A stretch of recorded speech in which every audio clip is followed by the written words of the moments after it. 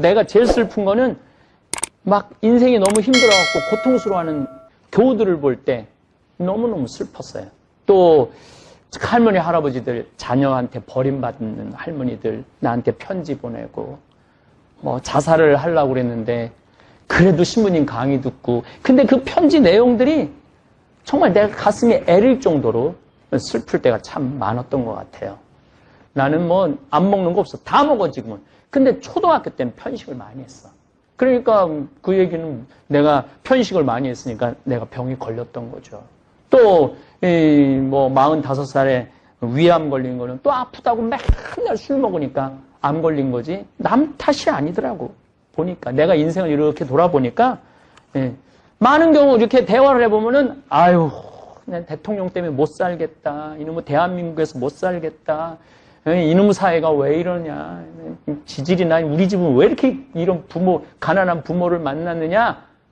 물론 외적인 요인이 될 수도 있지만은 그 다 내가 하기 나름이에요. 내가 어떤 인생을 사느냐. 내가 하기 나름이에요. 내가 어떻게 살아가느냐. 그거는 인생은 선택의 연속이야. 근데 누가 선택해? 남이 선택하라고 그러는 게 아니거든. 내가 선택하는 거야. 내가.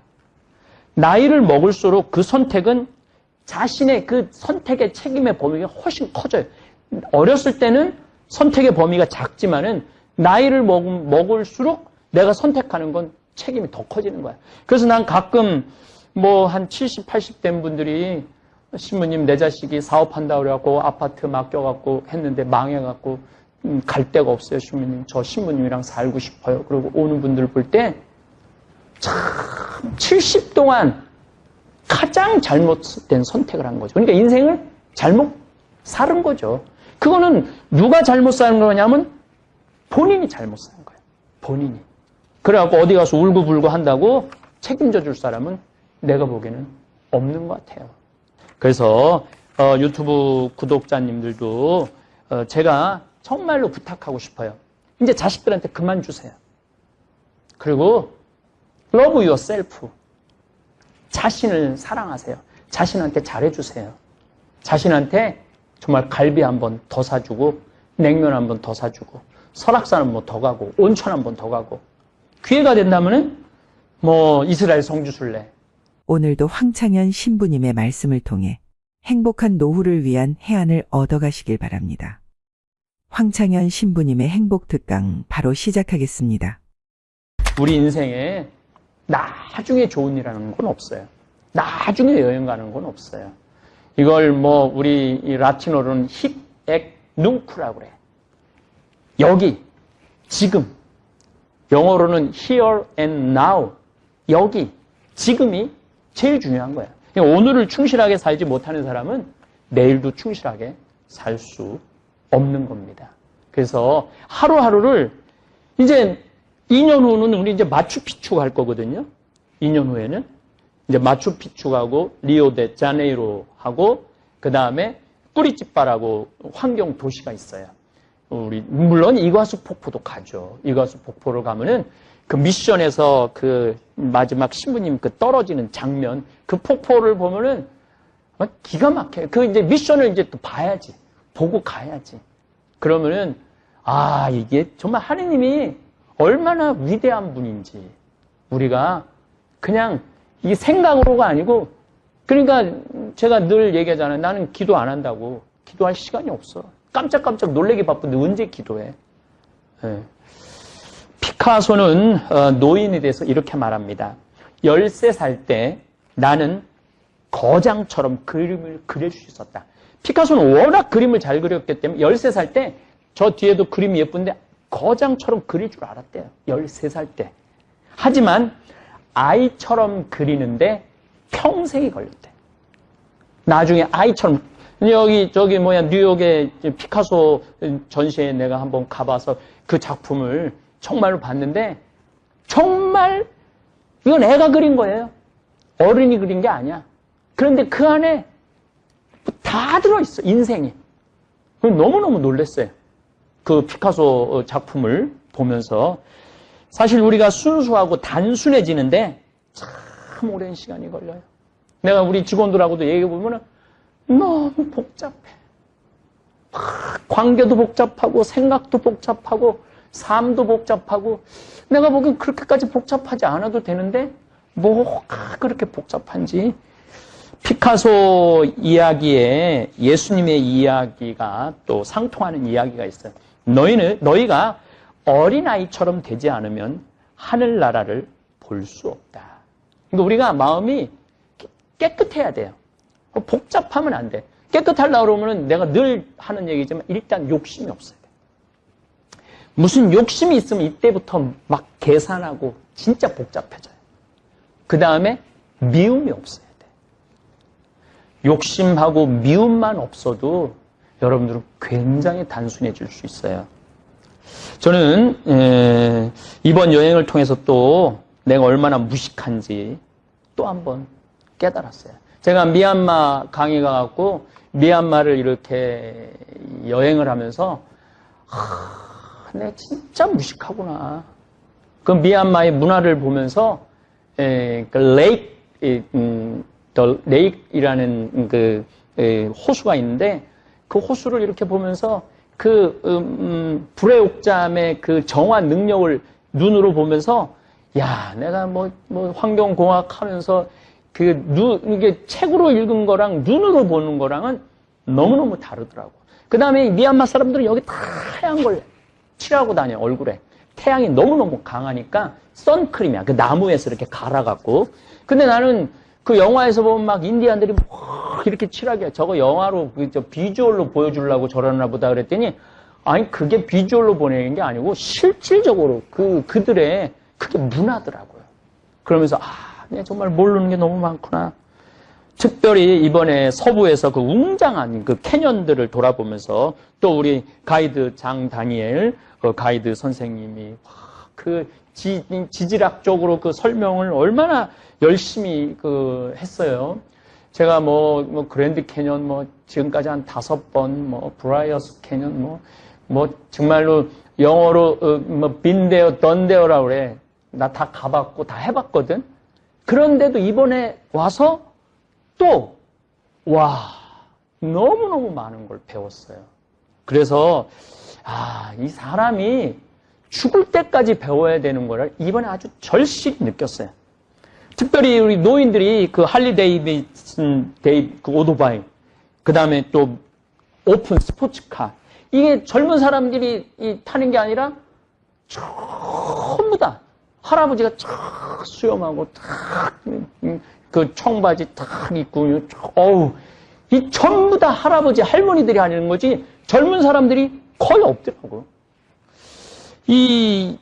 그분들이 그렇게 럭셔리하게 여행 다니는 모습을 보면서 한국에서 가난하고 외롭게 골방에서 사는 노인들이 정말로 없도록 내가 더 열심히 강의해야겠다는 결심을 했어요.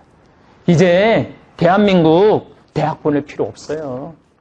애가 행복하면은 어디 가든 열심히 우리 생태마을 지금 직원들 채용하는데 내가 하지만 우린 블라인드 채용을 해요.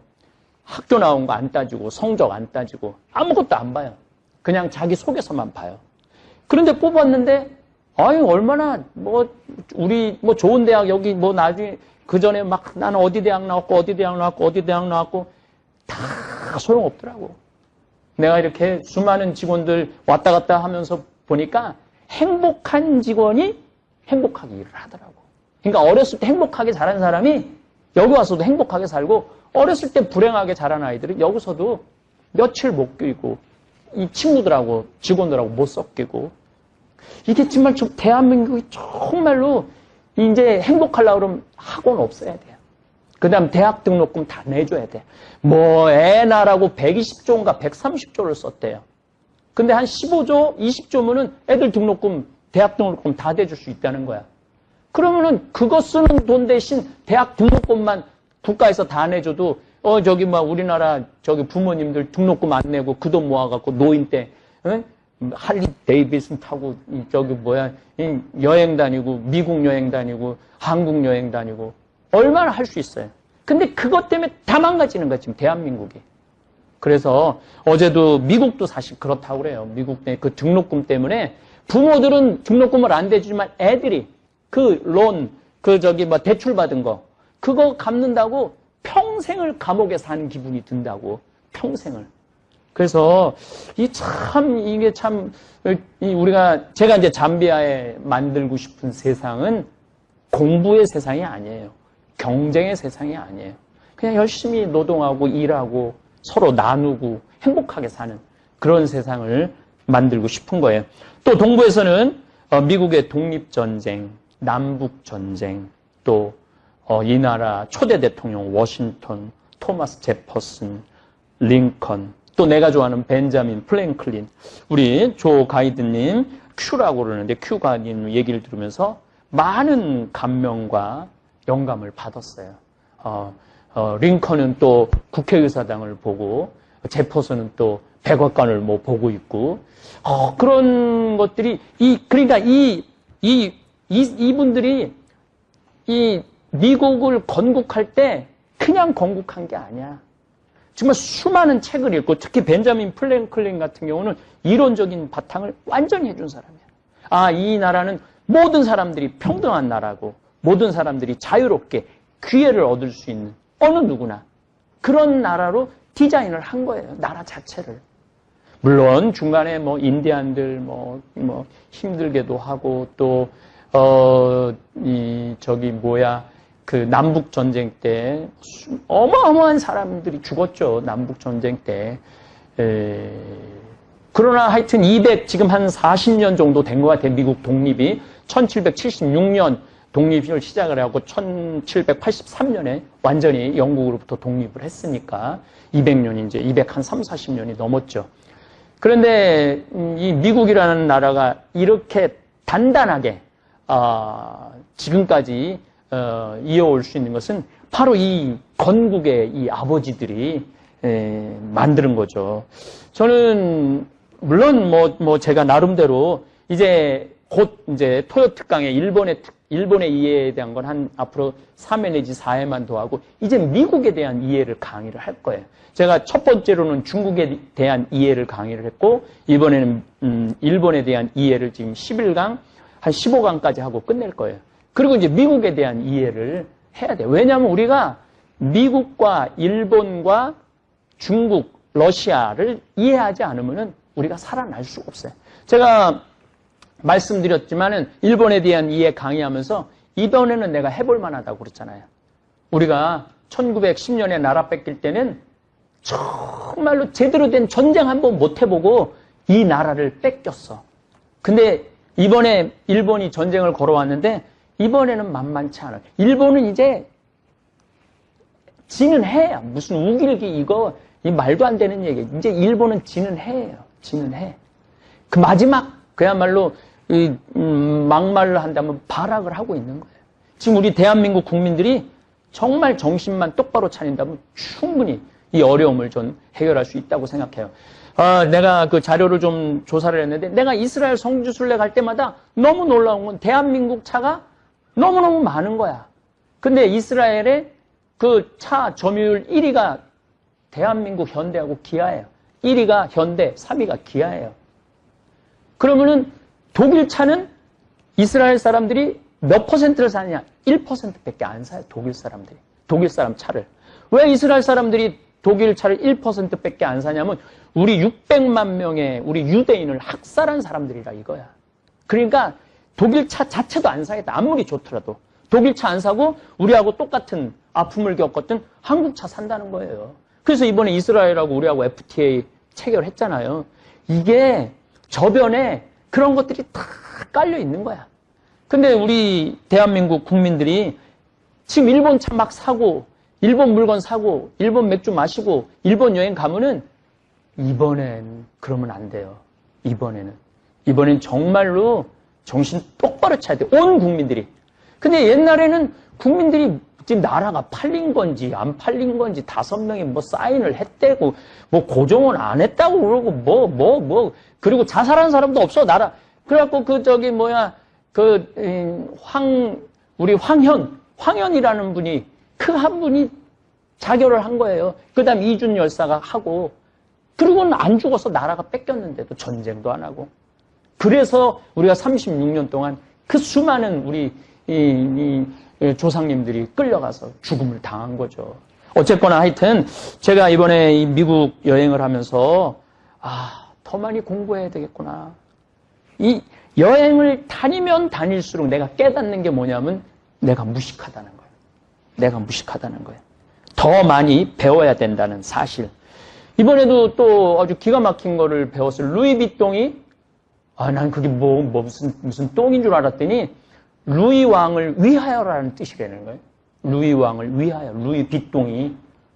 그런 것도 모르고 사는 거예요. 물론 난 루이 빗똥을 한 번도 써본 적이 없지만 그냥 난 루이 왕을 위해서 산 적이 한 번도 없는 거지. 예. 사실은 아는 것보다 모르는 게 훨씬 많다는 사실을 깨닫는 게 여행의 가장 소중한 경험이에요. 그래서 이런 세상도 있구나. 이런 세상도 있구나. 이런 것도 있구나. 그런 것들을 여러분들이 저는 학교보다 훨씬 많은 걸 이 여행을 통해서 많이 배웠어요. 유럽부터 이스라엘 성지순례, 아프리카, 그다음 인도, 하여튼 안 다닌 정말 안 다닌 데가 없으면서 세상이 이렇구나. 특히 북극에 얼음이 녹는 걸 보면서 나는 온몸으로 지구온난화를 정말 온몸으로 느끼고 있어요. 정말 내가 환경에 대한 강의도 여러분들한테 해드릴 거예요. 아마 환경에 대한 강의는 한 20회에 걸쳐서 전부 다 한번 우리 유튜브 구독자님들 이 우주의 신비 또 지금 이 지구가 얼마나 오묘한 별인지 제가 말씀을 드리겠습니다. 어쨌든 지구 여행을 하다 보면 내가 얼마나 작은 존재인지 또 반대로 세상을 보는 눈이 커져요. 세상을 보는 눈이 넓어져요. 내가 작아지기도 하면서 커지기도 하는 게 저는 여행이라는 생각을 합니다.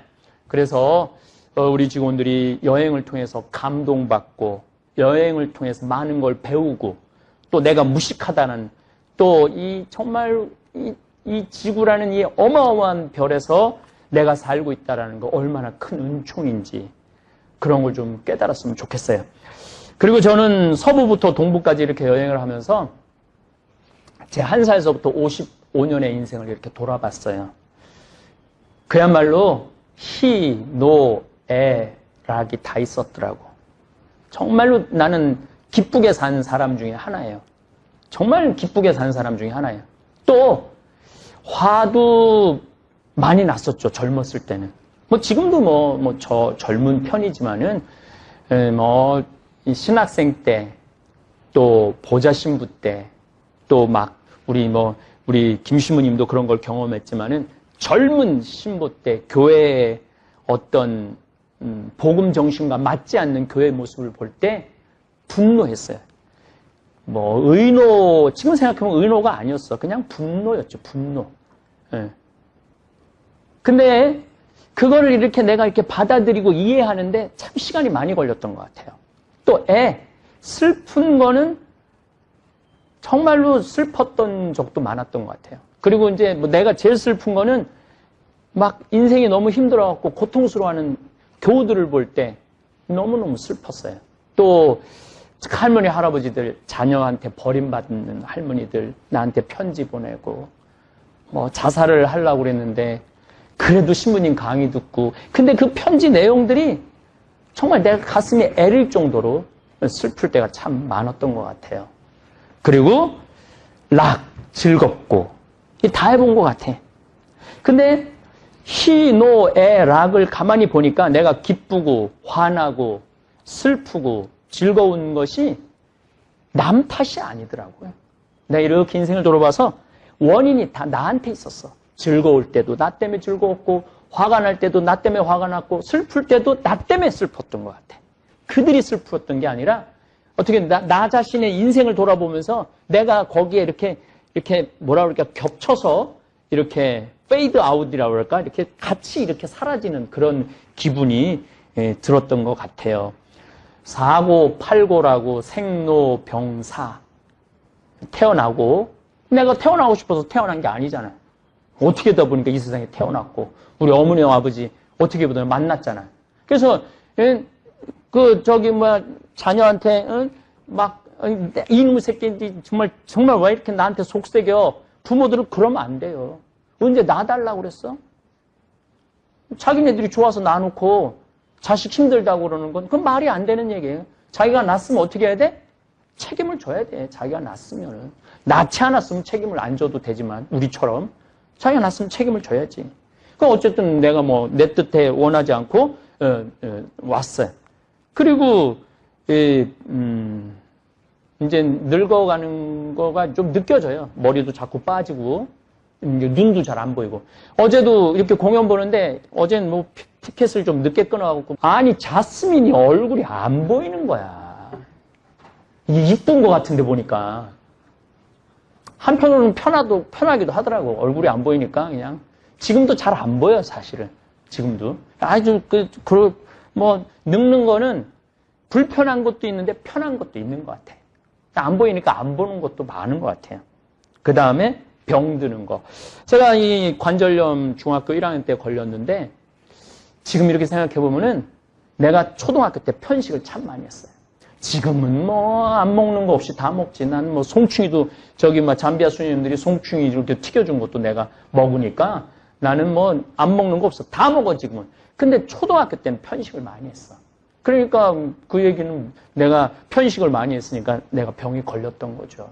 또 45살에 위암 걸린 거는 또 아프다고 맨날 술 먹으니까 암 걸린 거지 남 탓이 아니더라고. 보니까 내가 인생을 이렇게 돌아보니까 많은 경우 이렇게 대화를 해보면은 아유 난 대통령 때문에 못 살겠다. 이놈의 대한민국에서 못 살겠다. 이놈의 사회가 왜 이러냐. 지질이나 우리 집은 왜 이렇게 이런 가난한 부모를 만났느냐. 물론 외적인 요인이 될 수도 있지만은 그 다 내가 하기 나름이에요. 내가 어떤 인생을 사느냐. 내가 하기 나름이에요. 내가 어떻게 살아가느냐. 그거는 인생은 선택의 연속이야. 근데 누가 선택해? 남이 선택하라고 그러는 게 아니거든. 내가 선택하는 거야. 내가. 나이를 먹을수록 그 선택은 자신의 그 선택의 책임의 범위가 훨씬 커져요. 어렸을 때는 선택의 범위가 작지만은 나이를 먹을수록 내가 선택하는 건 책임이 더 커지는 거야. 그래서 난 가끔 한 70, 80 된 분들이 신부님 내 자식이 사업한다고 그래갖고 아파트 맡겨갖고 했는데 망해갖고 갈 데가 없어요. 신부님 저 신부님이랑 살고 싶어요. 그리고 오는 분들 볼 때 참 70 동안 가장 잘못된 선택을 한 거죠. 그러니까 인생을 잘못 살은 거죠. 그거는 누가 잘못 사는 거냐면 본인이 잘못 사는 거예요. 본인이. 그래갖고 어디 가서 울고불고 한다고 책임져 줄 사람은 내가 보기에는 없는 것 같아요. 그래서 여러분들도 지금 막 힘들고 고통스러운 분들 계실 거예요. 그런데 냉정하게 한번 돌아보세요. 내가 얼마나 성실하게 살았는가. 내가 얼마나 정도로 살았는가. 나는 욕심을 부리고 내가 좀 더 욕심을 부릴 때 넘어지는 거죠. 제가 늘 얘기하잖아요. 1,500억을 사기를 당했다. 조이파리가 사기를 해갔다. 어쩌고저쩌고 했는데 사기친 놈도 나쁜 놈이지만 사기 당한 사람도 결코 훌륭한 사람들은 아니에요. 욕심 때문에 본인이 한 걸음 한 걸음 걸어 나가면은 그게 다 쌓여서 나중에 덕이 되고 부가 되는 건데 욕심을 부리기 때문에 고통스러운 거예요. 그래서 인생은 남 탓할 필요 없다. 내 탓이다, 내 탓. 인생은 자기 하기 나름이에요. 제가 이렇게 잠깐 LA, 샌프란시스코, 워싱턴 이쪽 들렀지만은 정말 우리 미국 교우들이 감동적인 대접을 받고 있어요. 또 우리 이경 바오로 신부님께서 이렇게 성당까지 이렇게 해줘서 우리가 정말 감사 미사까지 이렇게 할 수 있도록 해주셨어요. 주위에서 많은 분들이 신부님 도대체 신부님 어떻게 사셨기에 가는 곳마다 식사 대접에 여행 중에 오르가닉 간식까지 챙겨줍니까? 저는 우는 아이에게 젖 더 준다는 우리말이 있죠? 근데 난 이 말 틀렸다고 생각해요. 우는 아이가 도가 넘으면은 때리든지 내던지든지 해요. 여기 자식 키운 부모님들 다 경험해봤죠? 그리고 나 얘기 많이 들었어요. 사실은 내 애 많이 때렸다고, 많이 울어갖고. 너무 울면은 때리는 거예요. 그리고 이 말이 나와요. 지겨워. 지겨워. 아유, 지겨워. 내가 이걸 왜 낳는지 몰라. 또 어떤 아주 재미난, 아는 분은, 군인인데, 대위야, 대위. 해병대 대위인데, 아들이 둘이래. 남편도 해병대 장교고, 아유, 그 집은 그냥 해병대에다가 그냥, 우리 대위도 여자니까, 아내도 대위, 남편은 소령, 아우, 좋겠다 그러니까 아들 둘이 있으면 얼마나 좋으냐. 신부님, 그런 소리 하지 마세요. 할 수만 있으면 뱃속에 다시 집어넣고 싶어요. 그러니까 이 아기가 여러분들 잘 알겠지만 내가 잘 아는 지인이 딸이 손녀를 낳았어요. 근데 나도 얼굴을 봤지만 빵긋빵긋 웃어. 하루 종일 웃어. 그리고 아빠가 유명한 가수인데 아빠 노래가 나오면 엉덩이를 실룩거리면서 막 춤을 추고 그래서 이제 엄마가 이제 딸 이제 집에 가면은 이 빵긋빵긋 웃는 손녀를 보면 내가 보면 온몸이 아픈 사람인데 막 팔도 아프고 어깨도 아프고 근데 아무리 어깨를 아파도 빵긋빵긋 웃으니까 어떻게 하냐면 자꾸 안게 되고 집에 있으면 보고 싶다는 거예요. 빵긋빵긋 웃으니까. 손주 자랑하려면 10,000원 내고 손주 자랑하라는 말이 있지만은 10만 원이 아니라 1,000만 원을 내도 아깝지 않는 그런 손주라는 거예요. 저도 사실은 이제 조카가 이제 우리 이제 둘을 낳았어요. 그러니까 내가 이제 손녀 딸하고 손주 아들이 있는 거지 조카. 근데 그 집에 가면 애들이 우리 집에 이제 오면은 다 웃어. 그러니까 내가 너무 그냥 막 좋아하고 웃고 쳐다보고 막 좋아하니까 꼭 나올 때 돈을 주게 돼요. 복돈이라고 주게 되더라고. 제가 이번에도 LA에서 잠비아 신학교 하라고 4만 달러를 벌써 받았어. 그냥 하루 스쳤는데 그 다음에 잠봉 아메리카가 벌써 40만 달러를 모았대. 200명이. 놀랍지 않아요? 저는 내가 여기 미국에서 사목하는 사람도 아니고 그냥 2년에 한 번 얼굴 한번 볼까 말까 하는데 그냥 자기네들끼리 모여서 돈을 모으는 거예요. 그래서 50만 달러까지 모으겠다는 거예요. 그래서 내가 그랬어요. 신학교 성당 짓겠다고. 그래갖고 그 잠봉 아메리카 그 단원들 내가 그 신학교 성당 입구에다 이름 팍 써주겠다고. 근데 그랬어요. 그랬더니 그냥 잠봉 아메리카만 해줘도 좋겠다는 거야. 그냥 신부님 하는 일, 아니 신부님 도대체 얼굴이 잘생기기를 했어. 내가 늘 얘기했잖아. 씹다 뱉은 수제비 같이 생겼지. 키가 크기를 해. 왜 신부님 일에 동참을 그렇게 많이 하느냐라고 묻는 사람들이 참 많아요. 근데 이거 다 내 탓이야. 뭐냐면은 내가 언제나 참 기쁨을 얘기를 많이 해요. 희망을 얘기를 많이 해요. 그 다음에 저는 옛날에 내가 어땠는데 이런 얘기 거의 안 해요. 내가 옛날에 정말 잘 나갔는데 옛날에 왕년에 내가 정말 끝내줬는데 내가 지금 이 꼴일 때 이런 소리 안 해요. 저는 항상 내일을 얘기해요. 내일을. 내가 우리 직원들하고 11일 동안 얘기하면서 내가 샌프란시스코 한 5번 갔어요. 근데 말 한마디 안 하잖아. 옛날에 내가 여기 다 와봤어. 그럼 여러분들 기운 쫙 빠지거든. 뭐야. 근데 한마디도 안 하잖아. 한마디도. 뭐라고? 공연에 대한 얘기도 안 하고, 맨하탄에 대해서도 오늘 저녁에 여러분들 이제 야경 보러 가는데 내가 한마디도 안 하는 거야, 지금. 그냥 야경 보러 가는 거야. 근데 미리 가보면 이러면은 옛날 얘기하는 사람하고는요, 자꾸 짜증이 나요. 근데 내일을 얘기하는 사람, 미래를 얘기하는 사람, 이런 사람하고는 자꾸 얘기하고 싶어요. 같이 꿈꾸고 싶어요. 옛날에 내가 이랬는데 나 지금 힘들어 죽겠어. 정말로 앞으로 어떻게 살아가야 될지 앞이 깜깜해. 그러면 그 사람의 깜깜함을 내가 같이 지는 거야. 그러니까 그 사람하고 있으면 어떻게 되냐면 답답해. 답답하고, 어떻게 하지? 앞이 깜깜하다는데? 내가 책임져 줘야 되나? 뭔가 도와줘야 되나? 점점 그 사람을 2번 만나다가 1번 만나고 1번 만나다가 안 만나게 되는 거예요. 한 번은 들어줄 수 있지만은 2번째는 들어주기 힘든 게 우리 인간의 본성이에요. 신나는 얘기, 미래의 가슴 벅찬 계획, 같이 하고 싶다. 제가 얘기하잖아요. 이제 신학교 이제 올해 이제 신입생이 들어와요. 얼마나 설레. 그 교황청에서 교황대사가 대주교님하고 신학교 짓는 걸 보러 오셨어요. 보러 와갖고 OMG라고 그래. 오 마이 갓 그랬대요. 교황대사가 아프리카에서 어떻게 이런 일이 벌어질 수 있느냐고.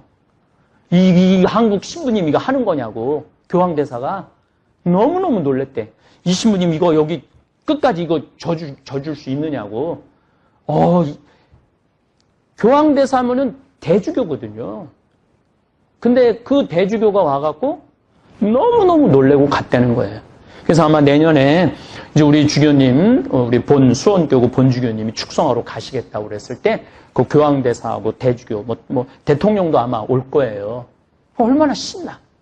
얼마나 그리고 올해 이제 20명이 이제 신입생이 들어온다고 그래요. 저는 앞으로 한 50명, 그리고 100명까지 저는 들어올 거라고 생각을 해요. 참배 가톨릭 신자가 500만 명이라고 그러니까 시스템만 잘 갖춰준다면은 그러면은 아프리카의 교회, 가톨릭 교회가 일어나는데 정말 우리가 하나의 미랄이 되는 거거든요. 그래서 우리 생태마을 직원들 정말 대단한 일을 지금 하고 있는 거예요. 여러분들 청국장 파는 게 아무것도 아닌 것 같은데 이게 위대한 일을 하는 거예요. 그 청국장이 우리 국민들한테도 건강을 주지만은 이 세계의 건강을 나눌 거라고 생각합니다. 우는 아이 한 대 더 때리고 웃는 아이 한 번 더 안아준다. 그러니까 여러분들도 어디 가서 우는 소리, 그건 그냥 본인이 이렇게 묻어두는 그런 훈련이 필요해. 예. 이 사람한테 가서 울고 저 사람한테 가서 울고 온 세상에 울고 다녀봐. 누가 그 사람을 안아주겠어요? 여기 반짝반짝 웃고 저기 반짝반짝 웃고 그러면 오늘 차 같이 하자고 그러고 커피 한 잔 같이 마시자고 그러고 밥 먹자고 그러고 그게 인생이에요. 전도서에서 기쁘게 먹고 마시라고 충고를 해줘요. 그래서 예수님도 야이로의 회당장 딸을 살리고 난 다음에 대단한 얘기 안 했어. 소녀에게 먹을 것을 주어라. 죽도 살아났는데 너 살아났으니까 기도해라 여기 고맙다고 그래라 저기 고맙다라고 그런 얘기 안 해요. 소녀에게 먹을 것을 주어라 이렇게 말씀하세요. 오늘 우리 메이플 김대건 안드레아 성당 교우들이 각자 집에서 우리 생태마을 직원들을 위해서 이 미사 끝나면은 먹을 것을 지금 다 준비를 해놨대. 그래갖고 신부님이 지금 미사 언제 끝나면 지금 왔다 갔다 지금 하셔. 예. 근데 오늘 토요 특강 때문에 지금 말을 지금 내가 많이 하는 거예요. 예, 정말 감사합니다. 어디를 가든 너희는 먹고 마시고 머무를 자격이 있다라고 예수님 말씀하셨어요. 저는 그 말이 얼마나 고마운지 몰라요. 왜냐하면 내가 전 세계 어디를 가도 내가 돈을 내, 뭐라고 하길래 돈을 내지는 않지. 돈을 더 받아오지 오히려. 나 먹여주고 재워주고 차비하라고 돈 주고. 오늘 음식도 저는 하느님이 마련해 주셨다고 믿습니다. 우리는 이 힘으로 잠비아의 기적을 일으킬 것입니다. 여기 온 대부분의 직원들 내년에 우리 헬레나도 그렇고 또 사비오도 그렇고 아마요 우리 국장님들 직원들 우리 신부님들도 내년에 잠비아에 2달 할 우리 스태프들이에요. 우리 직원들이 이번 미국 여행을 통해서 미션, 내 사명이 뭐냐? 내가 왜 생태마을에서 일을 하고 있느냐? 생태마을하고 아프리카 잠비아하고 어떤 연관이 있는가? 그런 거를 더 이렇게 몸 안으로 이렇게 체득을 했으면 좋겠어요. 어쨌든 이제 남은 시간 이제 그야말로 아직도 놀랄 일이 한 번 더 남았어요. 우리 나이아가라 폭포 가잖아요. 정말로 어쨌든 어쩌고 저쩌고 가서 놀래고 우리는 내일을 꿈꾸는 사람들입니다. 그래서 유튜브 구독자님들도 제가 정말로 부탁하고 싶어요. 이제 자식들한테 그만 주세요. 그리고 love yourself. 자신을 사랑하세요. 자신한테 잘해주세요. 자신한테 정말 갈비 한 번 더 사주고 냉면 한 번 더 사주고 설악산 한 번 더 가고 온천 한 번 더 가고 기회가 된다면은 이스라엘 성지순례 또 더 기회가 된다면 잠비아 내년 7월 8월 피정 이런 도전을 해보면은 인생이 확 달라질 거예요. 자, 오늘 전도서 말씀으로 토요특강 맺도록 하겠습니다. 나는 사람이 사는 동안에 기뻐하며 선을 행하는 것보다 더 나은 일이 없다는 것을 알았다. 사람이 먹고 마시고 수고함으로써 기쁨을 누리는 것, 그것이 하느님의 선물이다. 여러분들, 내일을 이야기하는 분들 되시기를 바라겠습니다. 그래서 우리 할머니들 이제 이거 끝나고 여 바깥에 지금 이제 모닥불 피고 놀 거죠? 네, 모닥불 지금 펴줄 거야. 그 모닥불 피면은 자, 우리 젊은 사람들한테 이 남은 이 지금 30년, 40년이 소중해. 지금 10년 남은 할머니들이 소중해. 10년 남은 할머니들이 소중해지. 그러니까 오늘 밤에 모닥불 펴줄 테니까 이 밤을 불살르라고. 예? 원 없이 그냥 즐겁게 노시라고. 예? 본당 신부님도 온다고 내가 통화했으니까 이 밤을 불살르고 즐겁게 보내세요. 아까 보니까 벌써 춤추고 노래하는 할머니들이 있는데 그렇게 사셔야 된다는 거예요. 제발 자식 걱정하지 말고.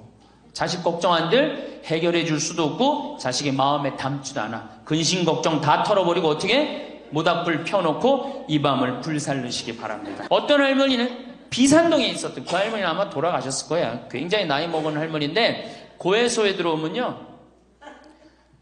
3공학에 잘못한 거 4공화국에 잘못한 거, 5공화국에 공화국별로 죄를 고백해요.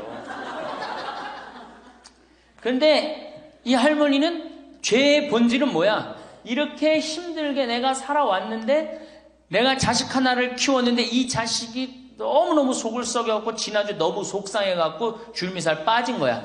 죄는 줄미살 빠진 건데 이 줄미살 빠지는 과정을 3공화국부터 설명을 해야 돼. 3공화국, 4공화국, 5공화국. 그런데 다음에 또 고해성사 보면 신부님 내가 3공화국 때 4공화국 때 5공화국 때 꼭 얘기를 해요. 변함없이 1년 365일 고해소에 들어오면 내가 외워. 그래. 저 할머니가 하면은 그래 3공화국 때 이승만 때 똑같이 해요. 다 외워 내가 끝까지. 그러지 마세요.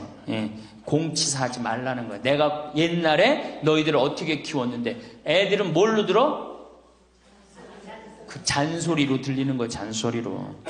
그리고 과거를 얘기하는 건 불행한 거예요. 미래를 얘기해야 돼요.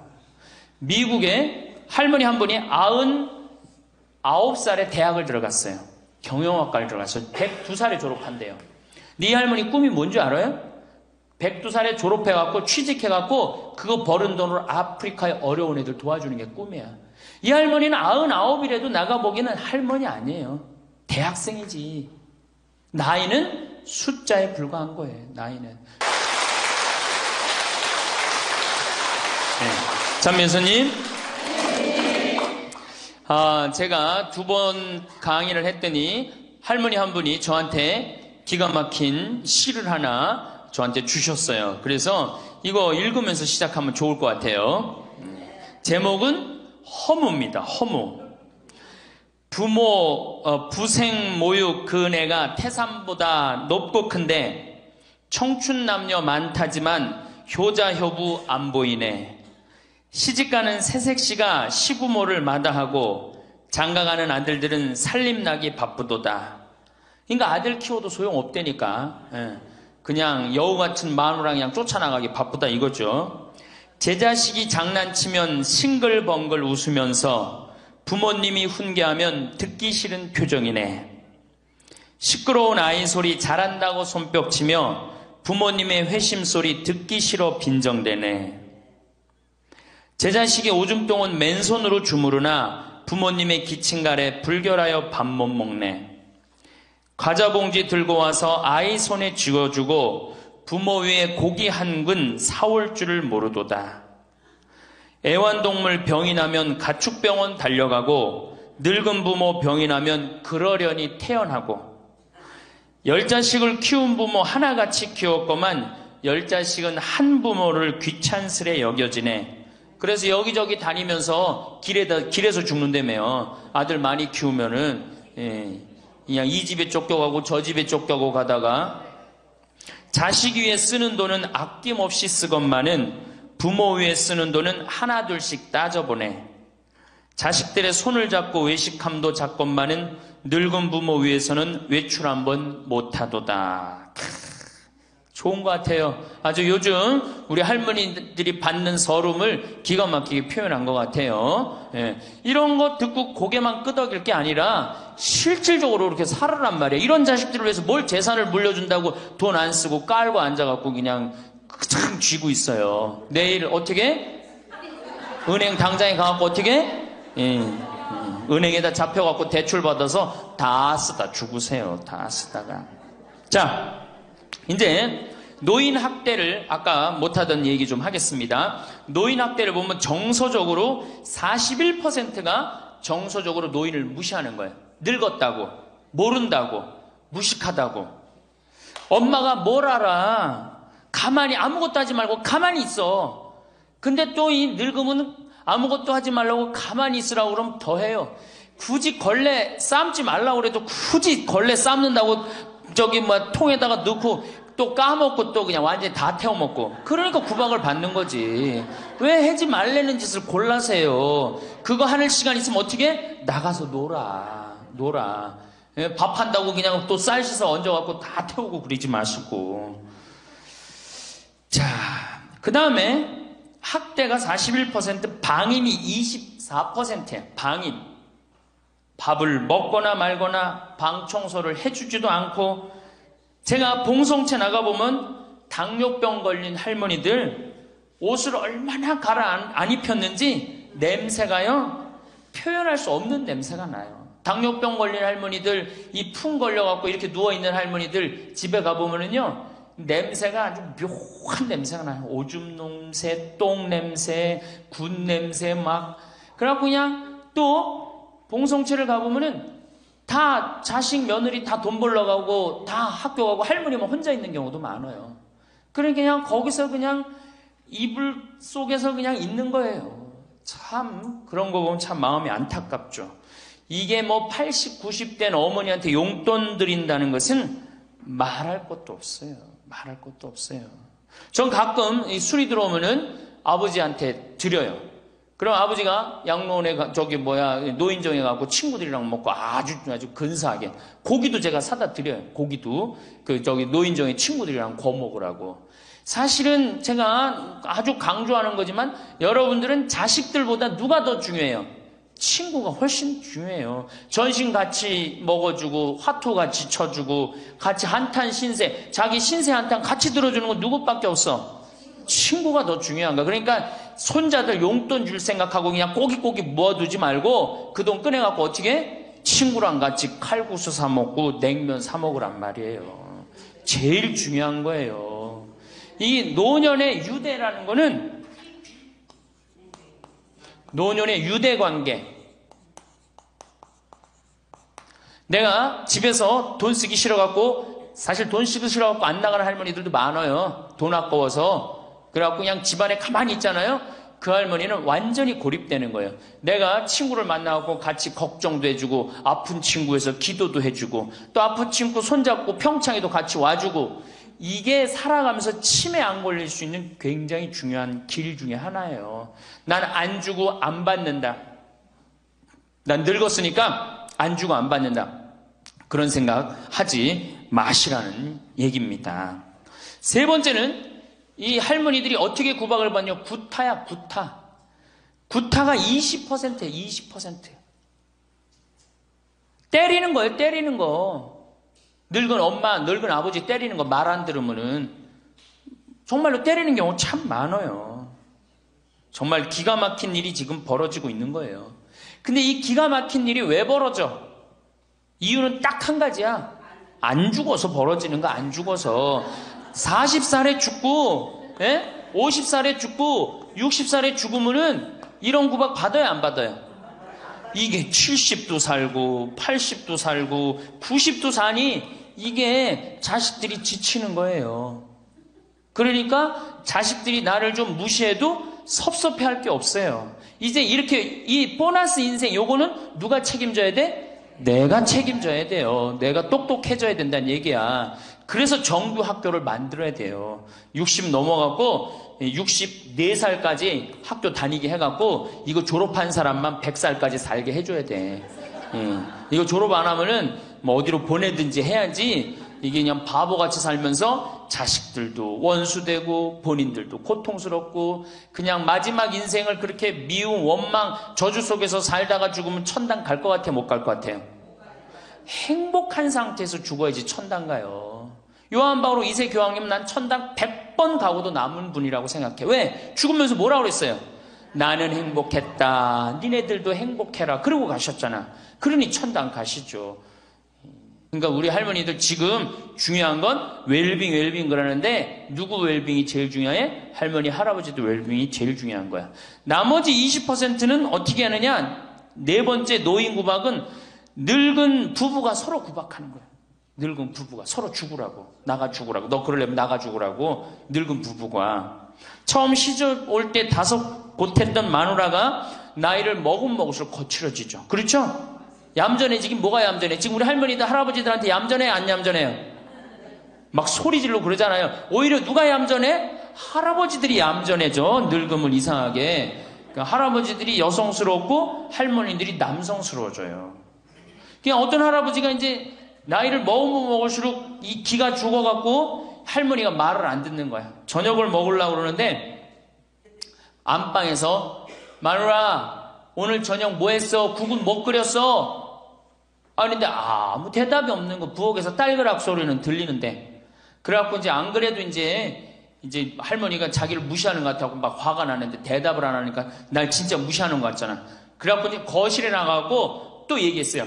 마누라 오늘 저녁 뭐 했냐니까 국 못 끓였어? 그런데도 딸그락 소리는 들리는데 아무 대답이 없는 거예요.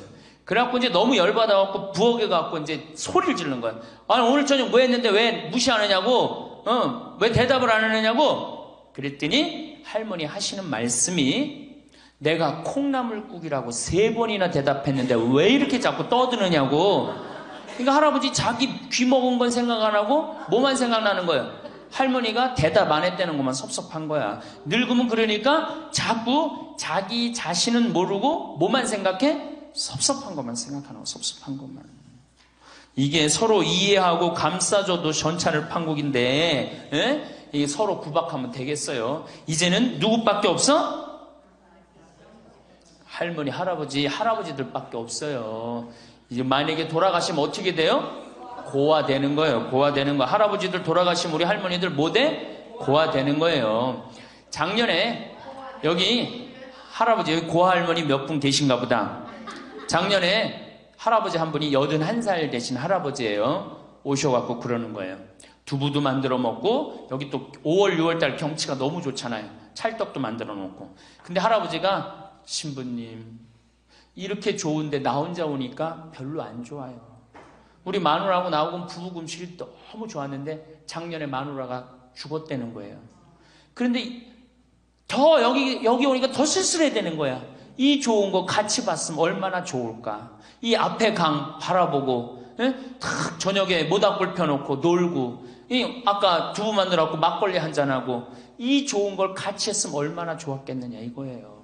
그러니까 우리 할머니들 자식들 걱정하지 말고 누구 걱정해줘? 할아버지들 걱정해줘요. 자식들 뒷거 챙겨줄 거 있으면 누구 보약해드려? 할아버지 보약해드리세요. 자식은 우리나라처럼 자식한테 매이는 나라가 없어요. 그리고 자식들도 못된 거죠. 부모님이 이제 60 됐으면은 부모님 그동안 모은 재산으로 행복하게 살게 도와줘야 되는데 그걸 끝까지 뺏어 먹으려고 그러는 게 대한민국 자식들이에요. 나쁜 자식들이에요, 제가 보기에는. 자, 그래서 이제 이 세 번째 시간, 이제 진짜 노년의 세 번째 중요한 거 재산 관리에 대해서 지금부터 말씀을 드릴게요. 재산 관리. 노년의 재산 관리 첫 번째 닭으로 잡아먹지 말고 달걀로 살아라. 닭으로 잡아먹지 말고 뭘로 살아라? 달걀로 살아라. 우리 할머니들 닭 몇 년 살아요? 닭. 예. 닭이 뭐 1년, 2년 산다고 그러는데 닭이 27년 살아요. 닭이 27년 살아요.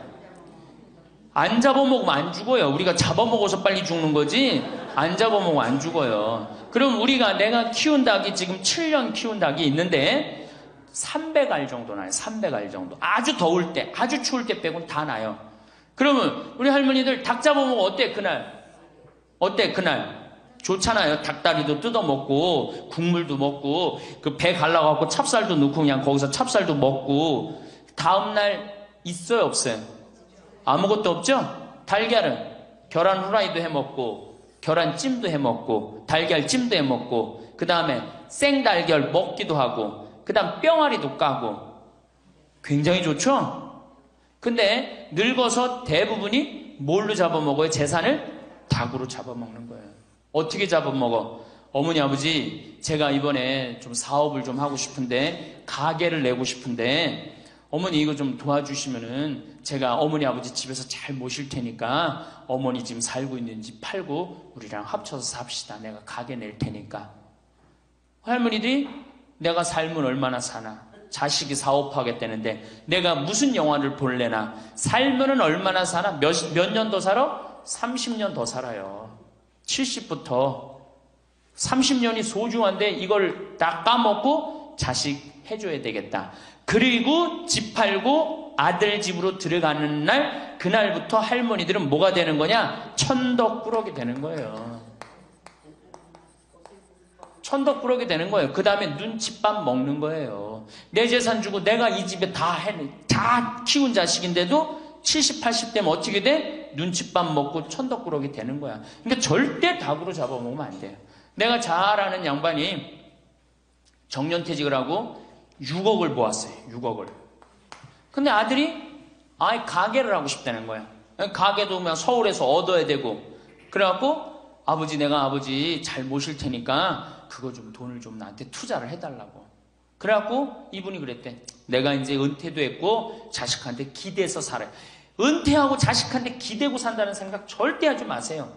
은퇴하고 그 돈 가지고 내가 알아서 살아야지 이 돈 자식한테 주고 기대서 살아야지 그 생각하지 마. 그래서 거지 근성을 버리라는 거예요. 제 얘기는 뭐든지 늙으면 거지 근성이 생겨요. 자식한테 기대서 살고 어디 가면 날 해주길 바라고 그렇죠? 이 생각을 버려야 돼. 이제 독립적인 주체로 살아가야 된다는 생각을 해요. 그래서 자식한테 6억을 딱 줬는데 다음날 이자가 나와요 안 나와요? 다음 달 안 나오죠? 이 은행에다 넣으면 이자 아무리 못 내도 한 200만 원, 300만 원 나올 거야. 그럼 200만 원, 300만 원 원금도 있고 이자도 200만 원, 300만 원이면 어떻게 해요? 쓸만해져? 근데 아들은 자기 사업 유지하기도 바쁜데 부모님 한 달에 200만 원, 300만 원 용돈 드릴 수 있어요? 없어요? 우리 자식들 의식 속에는 무슨 의식이 있어? 부모 돈은 내 돈이라는 의식이 있어요. 도둑놈 심보가 있단 말이에요. 도둑놈 심보가. 결국은 이분 60 넘은 젊은이 아니야. 젊은이. 이분 어떻게 아파트 경비 나가고 있어요. 결국은 자기 인생 누가 망친 거야? 본인이 망친 거예요. 본인이 자기 발등 누가 찍은 거야? 그래서 이제 누구 원망해? 자식 원망하는 거예요. 원망하고 있는 거예요. 누가 잘못했어? 할머니들이 잘못한 거지. 할아버지들이 잘못한 거지. 남은 30년 인생 휴가다. 보너스다. 내가 가지고 이제까지 벌은 거 이거 갖고 잘 써야 되겠다. 이 생각을 하셔야 된다는 겁니다. 재미난 얘기 하나 있죠. 충청도에 할아버지 한 분이 중풍으로 누웠는데 집안에 대가족이 살아. 큰아들 작은아들 다 농사짓고. 근데 중풍으로 누워봐. 이 똥 오줌 막 못 가리고 이러면은요 정말로 참 아무도 안 들여봐요. 근데 그냥 그 대가족이 사는데 하루에 밥 3끼 들어올 때 외에는 방문이 안 열리는 거예요. 그러니까 이 할아버지가 기가 막히잖아. 손자도 있고 손녀도 있는데 3번밖에 방문이 안 열리니까 하루는 큰아들을 부른 거예요. 얘야 저 논 두만지기 좀 팔아와라. 아버지 누워있는데 무슨 돈이 필요합니까? 글쎄 그거 내 땅 아니냐. 두만지기를 팔아왔어요. 그랬더니 이거 은행에 가고 1,000원짜리로 바꿔와라. 1,000원짜리로 바꿔왔어요. 이거 내 이불 밑에다 깔아라. 쫙 깔았어요. 그러고 난 다음에 방문 열릴 때마다 1,000원씩 얹어준 거예요. 아니 손자놈들이 가만히 보니까 방문 열릴 때마다 1,000원씩 나온단 말이야. 할아버지 학교 다녀오겠습니다. 그러니까 어떻게? 너 학교 가서 맛있는 거 사 먹어라. 1,000원. 학교 다녀왔습니다. 1,000원. 1,000원 주기 전에 하루에 딱 3번 열리던 방문이 1,000원을 주고 나니까 하루에 30번씩 열리는 거예요. 늙어서 누가 효자예요? 그렇지. 늙어서 자식이 효자가 아니라 누가 효자야? 돈이 효자예요. 늙어서는 이 재산 관리를 참 잘하셔야 됩니다. 어떻게 잘하셔야 되느냐 하면은, 자, 우리 할머니들, 내가 이제 늙은 노부모가 있어요. 큰아들, 최고 아니야? 둘째 아들도 있고, 딸도 있고, 막내딸도 있어요. 아, 그런데 누구한테 자꾸 사업비를 대줘? 큰아들한테 계속 사업비를 대줬어. 그런데 부모한테 돈 뺏어갖고 사업하는 놈 중에 성공하는 놈들 없어요. 쉽게 들어온 것 갖고 어떻게 성공을 해요? 그래갖고 이놈이 IMF 때 쫄딱 망했어. 쫄딱 망해갖고 집도 다 날라가 버렸어. 집도 다 날라가니까 이 노부모도 이제 돈 한 푼 넣고 다 날렸어. 보증승 것까지 해갖고 은행에 다 날렸어. 그러면은 둘째 아들네 집에 가면 둘째 아들이 받아줄 것 같아? 안 받아줄 것 같아? 안 받아주죠? 나 힘들고 어려울 때 어머니 아버지가 나한테 해준 게 뭐 있냐고 그 좋아하는 큰아들한테 가라고 그 쫓겨나는 거예요. 그리고 여기 딸한테 가면 딸이 받아줄 것 같아요? 그 좋아하는 엄마 아들한테 가라고 그러고 갈 데가 아무것도 없는 거예요. 나이 먹어갖고 한 자식한테 재산 주는 것처럼 어리석은 게 없어요. 그리고 재산을 줘서도 안 되고. 그러니까 기브 앤드 테이크를 해야 돼. 나이 먹어서. 기브 앤드 어떻게? 테이크. 주고 받아야 돼. 제가 평화방송에서도 한번 얘기했지만 우리 어머니가 저한테 예전에 내 차가 고장이 났었어요. 에어컨이. 그랬더니 내 차를 한번 타보시더니 신부님 차 고장이 나고 어떻게 하느냐고 그래갖고 은행에서 돈을 찾아갖고 10,000원짜리를 이렇게 신문지에 싸갖고 왔어. 너 슈퍼로 갖고 어떤데. 그래갖고 이렇게 싸갖고 왔어요. 그래서 어머니가 주신 돈으로 EF 소나타 골드를 샀어요.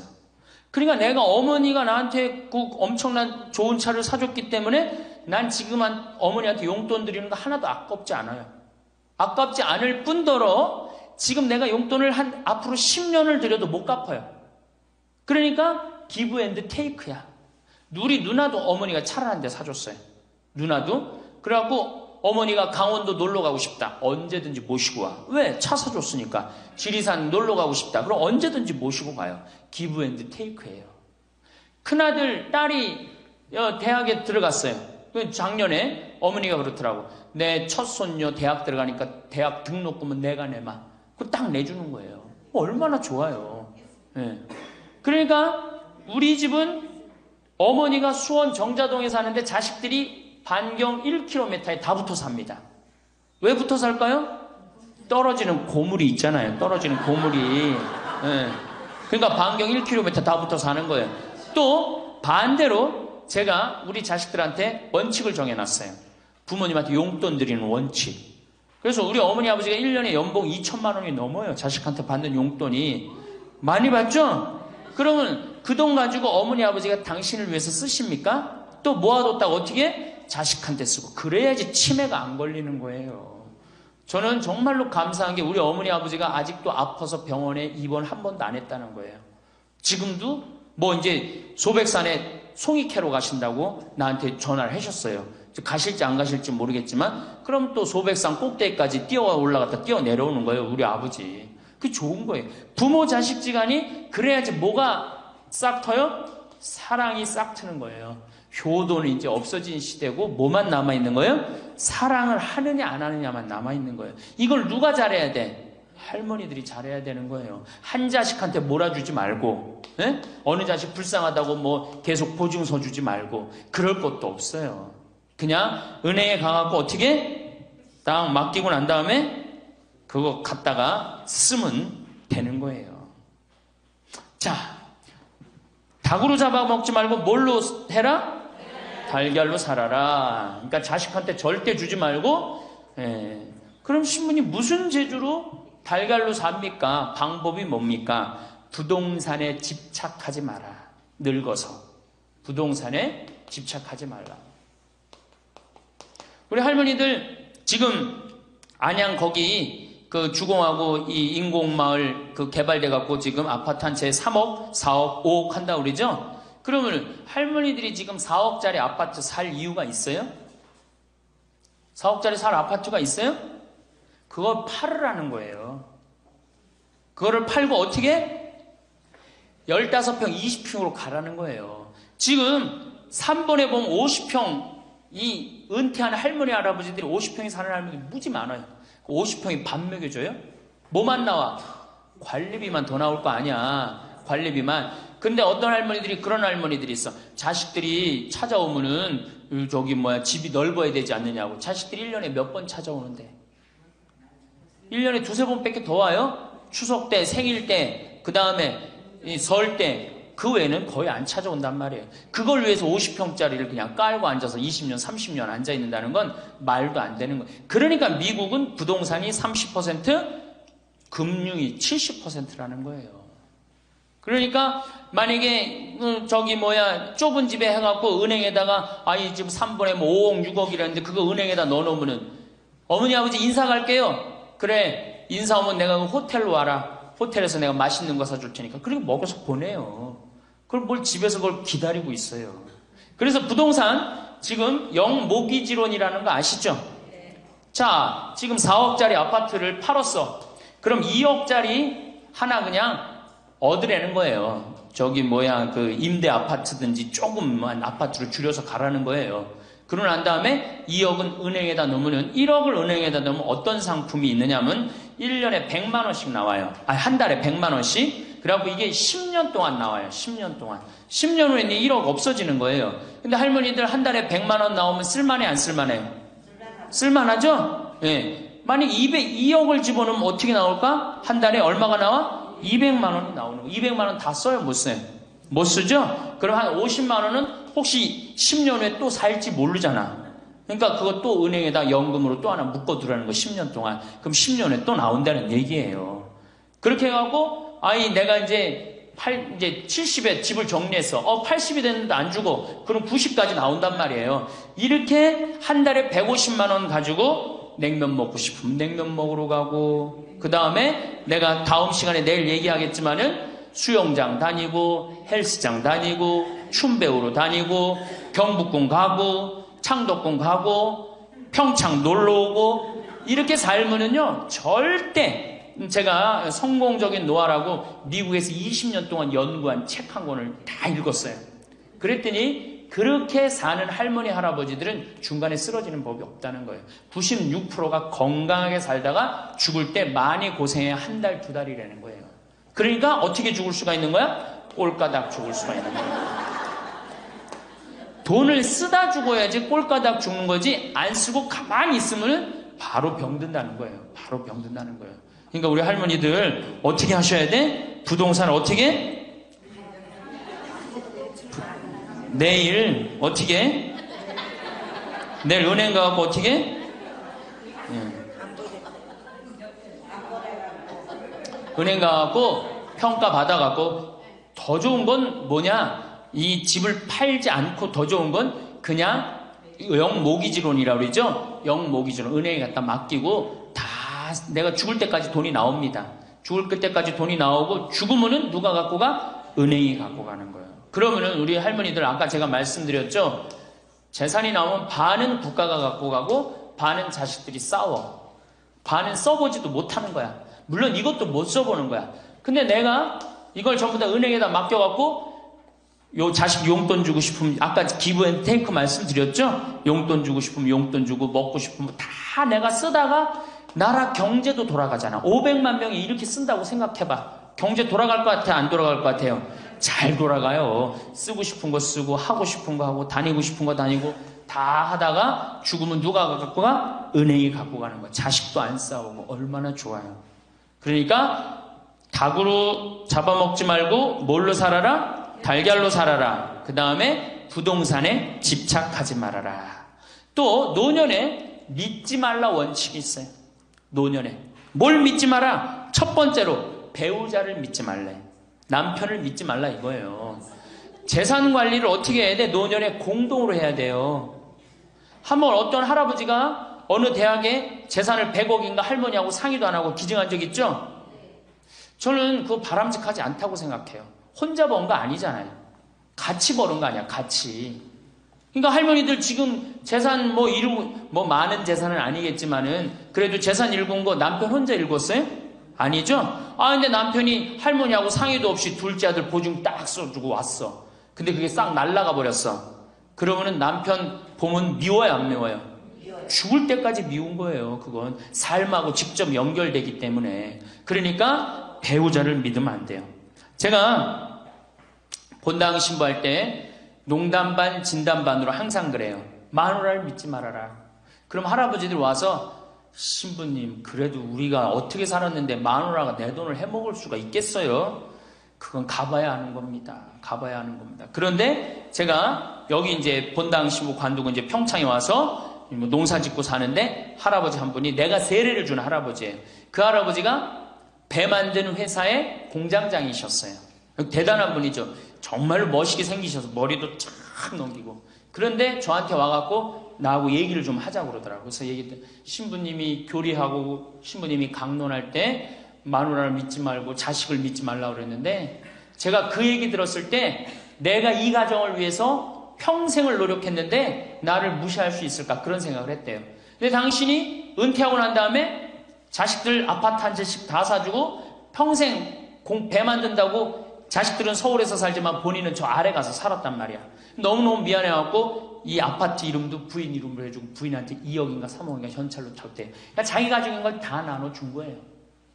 근데 그게 딱 나눠주고 나니까 부인이 이혼하자고 그랬대요. 이혼하자고. 정말로. 그래서 너무 놀랬대요. 왜 난 평생 당신 자식들 키우고 뒷바라지만 했는데 당신 평생 해고 싶은 대로 다 하고 이제 집에 들어와고 나보고 뒷바라지 하라는 거냐? 난 못한다. 그러더라는 거예요. 그래갖고 그러면 나 혼자 살 돈이라도 줘라. 그 돈을 내가 왜 주냐? 그 할아버지가 나한테 와서 울면서 얘기하는 거예요. 절대 배우자를 믿으면 안 돼. 우리 어머니가 한 6년 전인가 아버지가 이렇게 자식들이 용돈 주면 이렇게 통장에 돈을 모아두는 통장이 있어요. 한 500만 원인가 600만 원 모아졌는데 어머니가 꼬신 거예요. 70이 돼서. 여보 우리 살면 얼마나 사냐. 우리 수의나 좀 하나 해두자. 당신 거 내 거 나중에 자식들 불편하지 않게. 그럼 우리 아버지 또 착하니까 이제 갚는다고 어머니가 뭐 3월인가 4월에 돈 나오는 게 있으니까 1월 달에 수의하자고. 그래갖고 아버지가 줬대요. 갚는다고 그래서. 지금도 아직도 안 갚았어요. 지금도. 이 마누라를 믿으면 안 돼요. 마누라를 믿으면. 그리고 또 한 가지 중요한 거. 수의해놨는데 지금 6년 전인가 7년 전에 600만 원인가 700만 원짜리 2분 수의해놨는데 그거 지금 죽지도 않고 그거 장롱에서 썩고 있어. 썩고. 제발 그런 짓 하지 마세요. 수의는 왜 하나? 내가 지금도 그래. 그 600만 원 거 갖고 먹는 거 사 먹었으면은 무지하게 사 먹었을 거야. 동네 할머니들 다 사주고 멋있게 살았을 거야. 그런데도 어떻게 죽지도 않을 거면서 그런 거 해도. 우리 어머니 아버지는 뭐 제가 이거 장담하는 건 좀 그랬지만 지금 근력으로는 최소한 10년은 더 사세요. 그러니까 20년 후에 죽을 수의를 이른에 해둔다는 게 말이 돼요? 안 되는 거지. 그러니까 우리 할머니들 외로우니까 동네에서 막 뭐 화장지도 주고 뭐 바가지도 주고 그냥. 그리고 결정적으로 한 방에 그냥 싹 해가는 거 뭐 비싼 거 하나 다 그냥 사기당하고 그러는 거야. 참 그래서 공부해야 되는 거예요. 그래서 정규학교가 필요해야 되니까 4년제.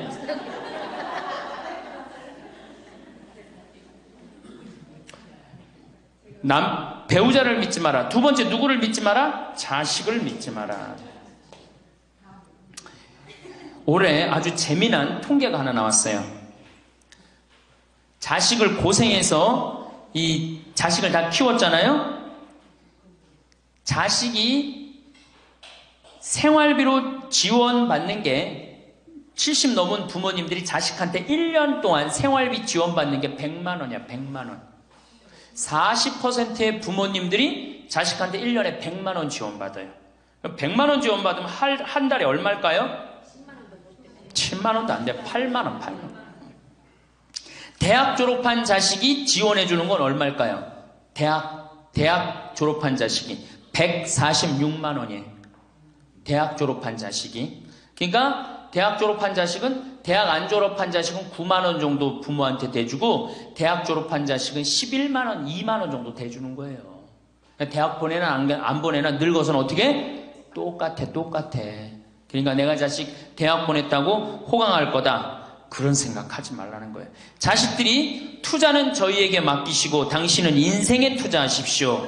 딱 쪽박 차기 쉬운 얘기예요. 지금 시대가 어떤 시대인데. 그래서 노년은 투자하는 시기가 아니라 뭐 하는 시기야?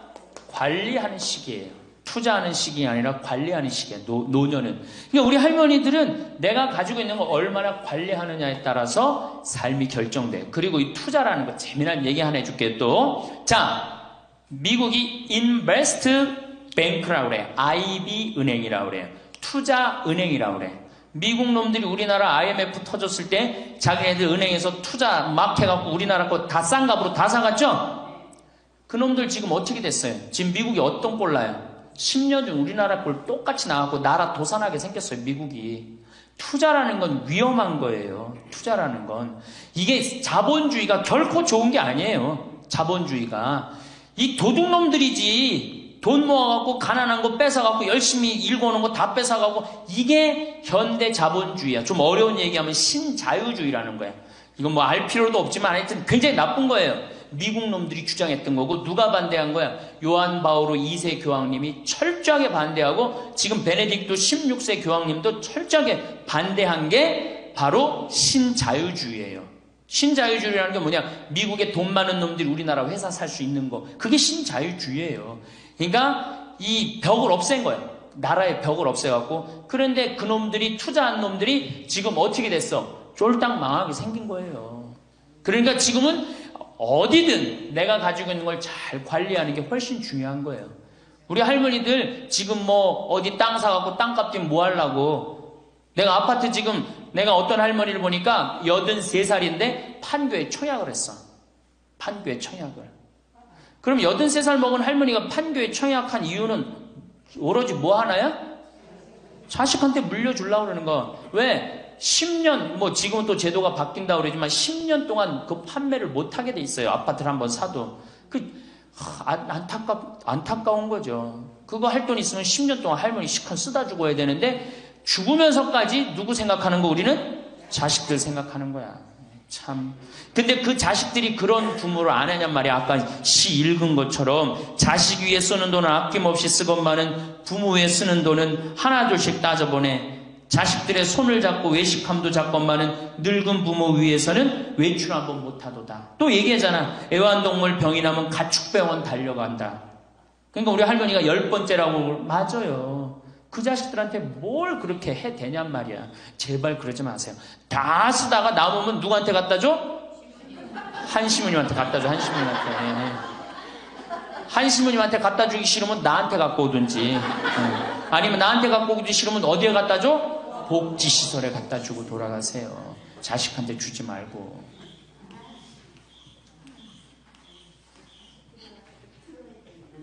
자, 이거 다 들어요. 평화방송 나중에 다 볼 거니까 걱정하지 마시고.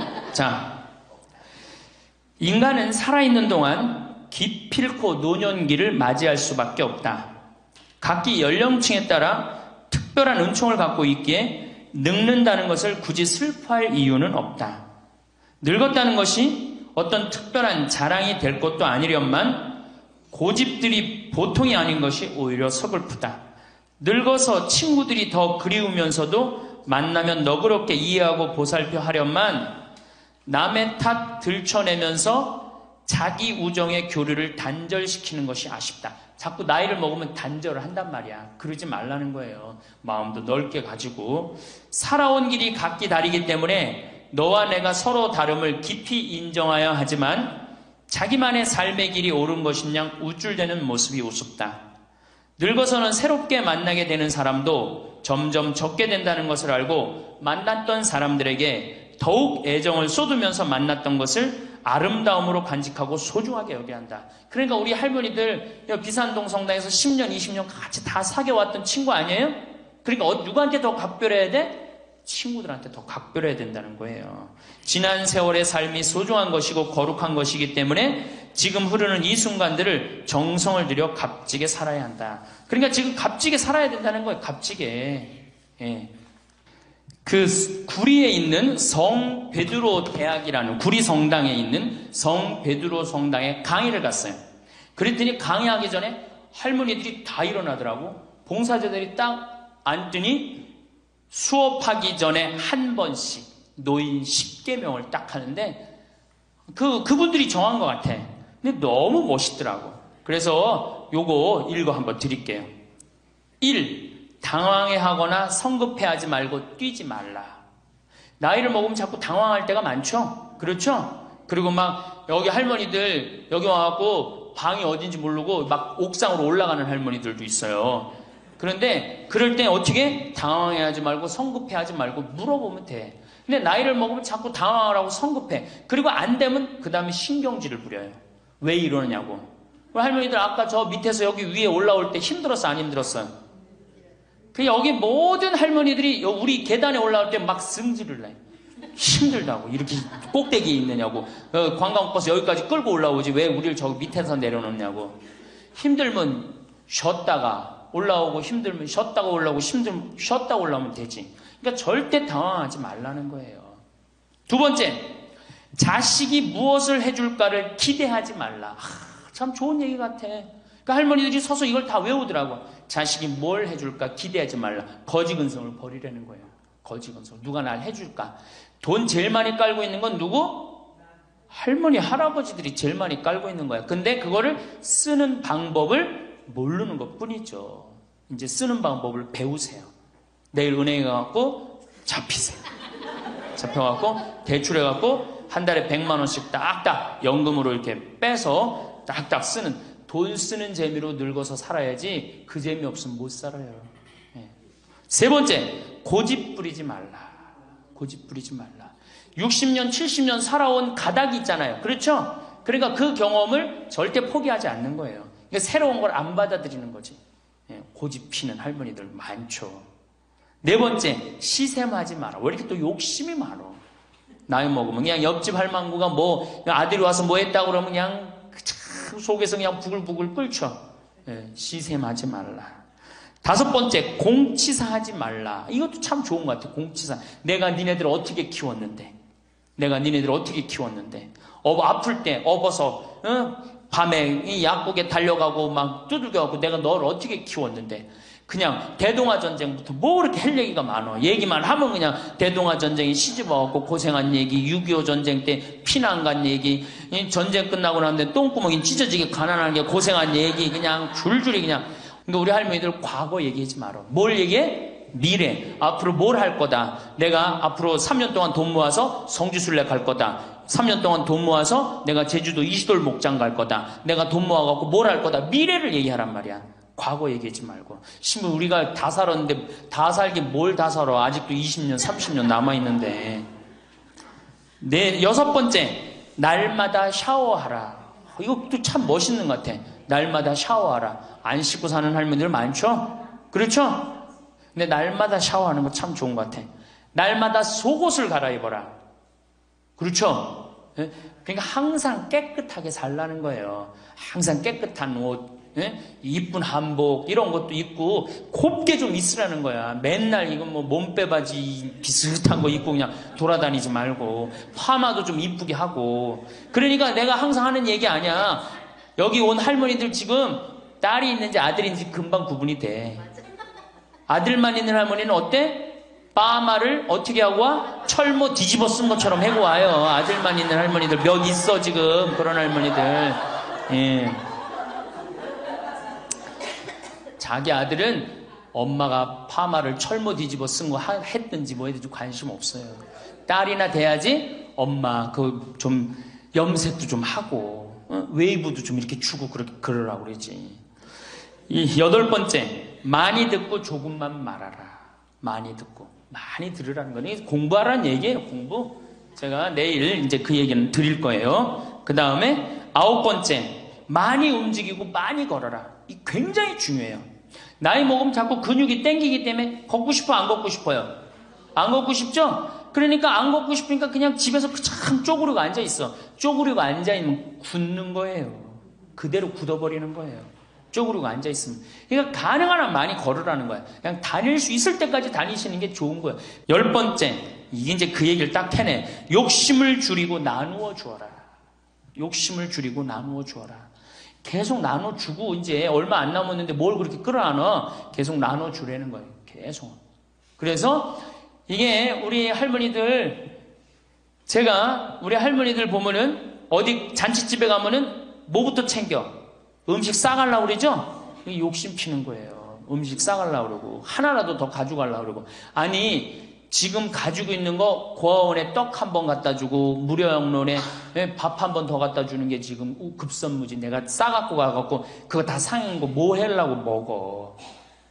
그러니까 우리 할머니들 어르신 성경대학에 전심 줘요, 안 줘요? 주죠? 1년에 보통 며칠 정도 얻어먹어요? 한 40일? 한 달에 4번 정도 먹으니까 방학 있고 그러면 한 40일 정도 얻어먹죠? 40일 얻어먹으면은 양로원에, 무료 양로원에 가서 밥 한 끼 대접해야 될 거 아니야. 어르신 성경대학이 먹고 땡! 그렇지? 먹고 땡이죠? 그러니 이게 이게 하느님의 자식이 아닌 거지. 껍데기만 자식인 거죠. 이제 어떻게? 욕심을 줄이고 나누어 주어라. 난 이 구리성당 그 성베드로 대학에서 일어나고 이걸 외우는데 멋있더라고요. 우리 할머니들도 이렇게 노년을 멋있게 사세요. 내일은 노년을 어떻게 하면 멋있게 사느냐, 정말 내일은 제대로 제가 내일 말씀을 드릴 거예요. 감사합니다.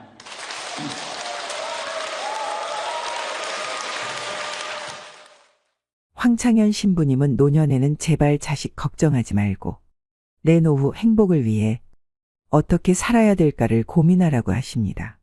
평생을 자식, 가족을 위해 희생하신 분들이 많을 텐데요. 지금이라도 자신만의 인생을 사시고 후회 없는 노후를 즐기셔야 됩니다. 오늘 황창현 신부님이 말씀하신 노후 준비에 대한 말씀을 바탕으로 은퇴 후 절대 해서는 안 되는 것들에 대해 알아보겠습니다. 은퇴 후 절대 하지 말아야 할 것들. 첫 번째, 욕망을 자극하는 말에 귀 기울이기. 사기꾼들은 사람의 욕망을 자극합니다. 한번 욕망에 불이 붙으면 돈은 저절로 싸들고 오니까 말입니다. 경제적으로 윤택해지고 싶고 큰 돈을 벌어 자식들도 팍팍 도와주고 싶고 돈 걱정 없이 더 넓고 좋은 아파트나 풍광 좋은 전원주택에서 살고 싶은 욕망은 누구에게나 있습니다. 비싼 차, 명품 옷, 잘 차려진 사무실로 사람의 마음을 흔들고 욕망에 불을 지핍니다. 이번 기회에 한몫 단단히 챙겨서 고생 끝내고 자식들도 도와주며 살라고 욕망을 부추기는 사람을 멀리해야 합니다. 마음을 빼앗기는 순간 재산을 잃고 알거지가 되는 수가 있기 때문입니다. 그렇다면 어르신들이 속기 쉬운 금융사기 수법의 특징에는 어떤 게 있을까요? 금융감독원에서 2년간 어르신들에게 접수된 피해 신고 제보건 중 자주 발생하는 사기 수법 특징 3가지를 공개하였습니다. 첫째는 오프라인 투자 설명회를 활용합니다. 디지털 기기에 익숙하지 않은 어르신들은 온라인보다 오프라인 투자 설명회를 선호하시는 경우가 많습니다. 이러한 특성을 이용해서 사기 업체들은 전국 각지에서 투자 설명회 등을 개최하여 전도유망한 사업을 진행하고 있다며 어르신들을 현혹하는데요. 사업은 주로 일반인들이 검증하기 어렵거나 생소한 내용인 경우가 대부분입니다. 둘째는 평생연금처럼 확정 수익을 지급한다고 현혹합니다. 노후 대비가 되어 있지 않거나 미래 현금 흐름이 불확실한 어르신들이 표적입니다. 실제로 일정 기간 동안은 약속한 확정 수익을 지급하며 믿음을 주어 지급한 배당금도 재투자로 이끌어내는 방식을 사용한다고 합니다. 셋째는 모집수당을 믿기로 유인합니다. 어르신들은 주로 오랜 기간 신뢰를 쌓아온 지인 또는 가족 등의 말을 별다른 의심 없이 믿고 투자한다는 점을 이용하여 업체들은 고객에 모집수당을 주면서 주변 지인, 가족 등에게 투자를 권유합니다. 이는 전형적인 불법 피라미드 다단계 방식이라고 볼 수 있습니다. 고수익에는 항상 그에 상응하는 높은 위험이 따른다는 평범한 진리를 명심할 필요가 있습니다. 고수익 무위험의 확실한 투자처가 존재한다면 업체 혼자 수익을 독차지하려고 하지 절대로 불특정 다수를 대상으로 모집 수당 등을 지출하면서 투자금을 모집하지 않습니다. 은퇴 후 절대 하지 말아야 할 것들 두 번째, 모르는 분야에 투자하기. 언제나 선수들은 먹고 튈 때 막차 탄 초짜들만 피해를 보는 것이 소위 투자라는 이름으로 벌어지는 아사리판입니다. 주식하지 마라, 주식은 도박이다. 이렇게 말씀하시는 분들 많죠. 자신이 도박하는 것처럼 주식을 했다가 판돈을 날린 경험이 있으니 이런 조언을 하는 겁니다. 어떤 분야에서건 문제는 공부도 하지 않고 전혀 그 분야에 알지도 못하면서 귀동냥으로 투자랍시고 판돈을 거는 사람들이 많다는 겁니다. 꼭 이런 사람들이 상투를 잡고 막차를 타면서 돈을 잃죠. 이렇게 횡재수를 노렸으니 도박을 한 겁니다. 요즘 경제신문들이 또 부동산 시장이 되살아난다며 펌프질을 하고 있는데 여기에 귀가 솔깃하신 분들 계십니까? 경제신문들의 장난질에 속지 마시기 바랍니다. 투자로 돈 벌고 싶으시다면 치열하게 공부부터 해야 할 일입니다.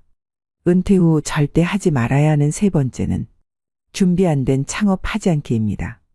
은퇴 후 재취업의 대안으로 창업을 고려하는 경우가 많습니다. 은퇴 후 마냥 놀 수는 없으니 뭐라도 빨리 하고 싶은 마음은 10분 이해하지만 그렇다고 무작정 사업을 시작하시면 안 됩니다. 창업은 취업보다 훨씬 더 많은 준비가 필요하고 시간도 그만큼 오래 걸리는데요. 은퇴 후 재취업이 어려운 상황에서 평생 모아두었던 노후 자금을 창업 비용으로 투자하게 됩니다. 그렇지만 대부분의 사람들은 창업 아이템이 독창적이지 못하고 벼락치기로 준비하다 보니 쉽게 의지하는 것이 바로 프랜차이즈입니다. 한 집 건너 한 집이 치킨집, 커피숍이 된 이유이죠. 더 큰 문제는 이처럼 창업률이 높은 업종이 폐업률도 높다는 점입니다. 은퇴 후 창업은 자아실현이나 꿈을 이루기 위한 경우도 있겠지만 대부분은 생계가 목적입니다. 창업할 수밖에 없는 상황이라면 잘 될 거라는 안일한 생각은 접고 안정적인 수익 창출을 위해 많은 노력을 기울이셔야 합니다. 이렇게 준비해도 생기는 게 창업 리스크입니다. 그럼에도 나는 정말 내 사업을 해보고 싶다 하시는 분들은 원하시는 사업 업종에서 실제로 일을 해보시는 걸 추천드립니다. 은퇴 후 절대 하지 말아야 하는 네 번째는 무언가를 배우기에 늦었다고 생각하지 않기입니다. 노후 준비를 망치는 또 다른 생각은 무언가를 배우기에는 늦은 때라고 인지하는 것입니다. 중장년이시라면 100세의 시대에 이제 겨우 반을 사신 것뿐입니다. 머리가 굳고 습득이 느리기 때문에 혹은 이 나이에 배우는 것은 큰 의미가 없다는 생각을 하는 경우가 많은데요. 요즘엔 노후 연령이 늘어나는 만큼 제2의 직업이나 취미를 갖는 것이 매우 중요합니다. 나는 딱히 하고 싶은 취미도 일도 없다 하시면 국가지원 제도를 활용해서 자격증을 따보시는 것도 방법인데요. 은퇴 후 남성 중장년들이 가장 많은 취득하는 자격증인 지게차 운전 자격증과 굴삭기 자격증은 60대, 70대까지도 현역으로 일하시는 분들이 계십니다. 그럼 50대 중반이나 후반의 자격증을 따도 10년은 더 일할 수 있다는 얘기겠죠. 은퇴 후 취미나 소일거리 없이 남은 인생을 보내는 것은 스스로를 힘들게 하는 길입니다. 100세 이상 사신 분들에게 인생의 가장 황금기가 언제냐고 물었을 때 대부분의 어르신들이 60에서 80세였다고 대답했다고 합니다. 우리 인생의 황금기는 아직 오지도 않았습니다. 하지만 은퇴 후에 그저 뒷방 늙은이로 방에서 TV나 보면서 노후의 시간을 소비한다면 그 시간들을 우리 인생의 황금기로 만들지 못할 겁니다. 그 시간들을 어떻게 보내느냐에 따라 여러분 인생의 후반전이 달라질 수 있습니다. 자신이 정말 좋아하는 일을 찾아 은퇴 이후에 건강한 노후를 누리시는 것도 필요합니다. 은퇴 후 절대 하지 말아야 할 것들 5번째, 낙담하고 자책하기. 아직 젊어 체력도 문제없고 의욕도 여전히 하늘을 찌르고 능력도 뒤처지지 않았는데 어느 날 갑자기 믿었던 회사로부터 버림을 받는다면, 더군다나 자녀들이 아직 어려서 뒷바라지를 해줘야 할 기간이 많이 남아있다면 크게 속상할 수 있습니다. 앞은 캄캄하고 길은 보이지 않고 가족들 보기 부끄럽고 지금까지 무슨 헛짓거리를 하며 살았길래 이렇게 준비된 것이 하나도 없나 실감하면서 자책하게 됩니다. 낙담이 자책이 되고 자책이 분노로 번져 마음 한가득 화가 들어차서 결국 술로 삭히며 견뎌내는 사람들이 많이 있습니다. 자책하지 마세요. 세상이 미쳐 돌아가 그런 거지 우리들 잘못이 아닙니다. 낙담한 마음을 술로 달리기 시작하면 진짜 알코올 중독자가 되어 폐인으로 살아갈 수 있습니다. 은퇴 후 절대 하지 말아야 하는 6번째는 자식에게 재산 증여를 절대 서두르지 않기입니다. 80년대는 은퇴자의 70%가 자녀에게 생활을 의탁했지만 오히려 지금은 자녀 리스크라는 말까지 생겨날 만큼 자녀가 자산은커녕 노후의 리스크가 될 수 있는 현실인데요. 현역으로 일하는 동안 노후 대비에는 소홀하고 자녀에게 너무 많은 비용을 쏟은 경우를 말합니다. 또 노후 자금은 어느 정도 마련해 놨다고 하더라도 자녀 리스크를 관리하지 못하면 노후 설계에 실패할 수밖에 없다는 얘기이기도 하죠. 재산증여뿐만 아니라 자식 사업자금이니 결혼자금이니 하면서 과도하게 자녀를 지원하는 분들이 계십니다. 자식이 사업하는데 돈이 급하다고 자신이 살고 있는 집을 담보로 대출을 받아준다든가, 자식 번듯하게 결혼시키려고 노후 자금으로 모아둔 돈 탈탈 털어 자식에게 주시면 안 됩니다. 자식은 나이가 60, 70을 먹어도 자식이라고 남들보다 더 챙겨서 시집 장가 보내고 싶은 마음도 알겠고, 사업자금 쪼들여서 고생하는 거 보면 어떻게든 도와주고 싶은 마음도 알겠지만 자신이 가진 재산을 올인하시는 건 절대 안 됩니다. 물론 자녀를 리스크라고 부르는 주장에 동의하시지 않는 분들도 계시겠지만 한 번쯤은 생각해 보셔야 되는 현실적인 문제입니다. 늙어서는 돈을 꼭 움켜쥐고 계셔야 합니다. 증여는 죽기 직전에 해도 늦지 않습니다. 은퇴연구소에서는 노후 준비에 3F가 필요하다고 하는데요. F로 시작하는 3가지가 행복한 노후를 만들어준다고 합니다. 첫 번째는 건강 피트니스입니다. 건강하게 신체 나이를 줄여주는 가장 확실한 방법이 바로 마음 습관입니다. 즉 스트레스 관리법인데요. 웃으면 복이 와요가 아닙니다. 웃으면 건강해집니다. 돈으로는 살 수 없지만 인체에서 특정 조건에서 생성되는 강력한 암 치료제가 바로 엔돌핀, 세로토닌과 도파민입니다. 나이 들수록 많이 웃고 사셔야 됩니다.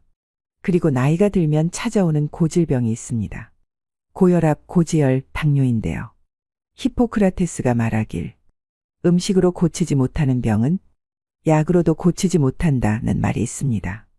약에 의존하기보다는 같은 값이라면 저염식, 건강식으로 균형 잡힌 규칙적인 식사가 더 도움이 됩니다. 또 가까운 거리는 걸어 다니시고 대중교통을 애용하는 습관이 오래 사는 지름길입니다. 돈, 배우자, 좋은 친구가 있다 하더라도 건강이 없다면 모든 것을 잃어버린다는 걸 명심하셔야 됩니다. 두 번째는 돈, 파이낸스입니다. 노후에는 국민연금과 퇴직연금 그리고 개인연금의 3층 연금으로 노후의 월급인 연금 준비가 필요합니다. 또 노후 준비는 빠르면 빠를수록 좋고 현역으로 오래 일해서 전략적으로 노후 준비를 하셔야 됩니다. 여기서 반드시 확인해야 하는 부분이 퇴직연금과 개인연금은 수령받는 금액과 수령할 수 있는 기간이 있다는 점입니다. 죽을 때까지라는 모호한 기간을 예측할 수 없기 때문에 수령기간이 짧으면 많은 금액을 받을 수 있지만 본인이 생각한 것보다 더 오래 산다면 퇴직연금과 개인연금은 고갈됩니다. 그래서 추가로 주택연금을 가입하시는 분들이 최근 많이 늘었습니다. 100세 시대에 늙는 것도 서러운데 금전적인 문제까지 늙어서 해결해야 한다면 더 서글퍼지지 않을까 생각합니다. 노후에는 집 한 채보다는 현금 흐름이 나오는 연금이 중요해서 3층 연금으로 노후의 월급인 연금을 반드시 준비하셔야 됩니다. 세 번째는 소일거리 필드입니다. 소득을 올리는 일거리뿐 아니라 은퇴 후 남는 시간을 보람차면서도 재미있게 보낼 수 있는 소일거리를 의미하는데요. 100세 시대인 만큼 은퇴 후 30에서 40년을 어떻게 보낼 건지, 은퇴 전에 미리 준비하고 노후에는 자신이 감당할 수 있는 비용도 고려하면서 취미를 만드는 게 좋습니다. 직장 다닐 때는 직장이 필드겠지만 은퇴한 후에 필드는 달라집니다. 파크골프나 글쓰기, 그림 그리기 같은 취미활동이나 봉사활동 등으로 바뀌는데요. 이때 다시 한번 강조드리는 점은 꼭 소득을 얻기 위한 일자리가 아니더라도 내 시간을 의미 있게 보낼 수 있는 소일거리를 찾아야 노후에 많은 시간을 알차게 보내실 수 있습니다.